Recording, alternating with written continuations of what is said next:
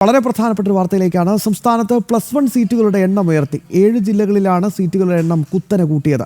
സീറ്റുകളിൽ 30% വർധനവ്. തിരുവനന്തപുരം, കോഴിക്കോട്, പാലക്കാട്, മലപ്പുറം, കണ്ണൂർ, വയനാട്, കാസർഗോഡ് ജില്ലകളിൽ സീറ്റ് വർദ്ധിപ്പിച്ചാണ് ഇപ്പോൾ ഉത്തരവ് പുറത്തിറക്കിയത്. വിവരങ്ങളുമായി ശ്യാമപ്രസാദ് ചേരുകയാണ്. ശ്യാം, എങ്ങനെ വിലയിരുത്താം?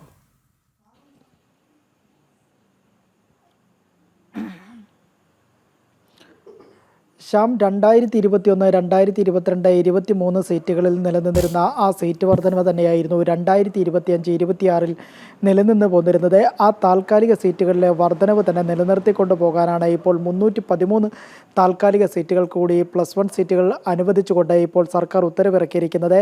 എന്തായാലും 7 ജില്ലകളിലാണ് ഈ ഒരു ശതമാനത്തിൽ വർധനവുണ്ടായിരിക്കുന്നത്. 30%-ലധികം വർധനവ് തന്നെയാണ് ഈ സീറ്റുകളിൽ ഇപ്പോൾ പ്രകടമായിരിക്കുന്നത്. തിരുവനന്തപുരം, കണ്ണൂർ, കോഴിക്കോട്, കാസർഗോഡ്, വയനാട്, മലപ്പുറം ജില്ലകളിലടക്കമുള്ള 7 ജില്ലകളിലാണ് ഈ സീറ്റ് പ്രകടമായിരിക്കുന്നത്. സീറ്റ് നിലയുടെ എണ്ണത്തിൽ കാര്യമായ വർധനവ് പ്രകടമായിരിക്കുന്നത്. ഒപ്പം തന്നെ എയ്ഡഡ് മേഖലകളിലും 20%-ലധികം വർധനവ് കൂടി സർക്കാർ ഈ പുറത്തിറക്കിയ ഉത്തരവിൽ വ്യക്തമാക്കിയിട്ടുണ്ട്. എന്തായാലും നിലവിൽ സർക്കാർ എയ്ഡഡ് മേഖലകളിൽ വലിയൊരു +1 സീറ്റുകളിൽ വലിയൊരു ശതമാനം വർധനവാണ് ഇപ്പോൾ താൽക്കാലിക സീറ്റുകളിലടക്കം ഇപ്പോൾ സർക്കാർ ഉത്തരവിറക്കി ഇപ്പോൾ വർദ്ധിപ്പിച്ചിരിക്കുന്നത്.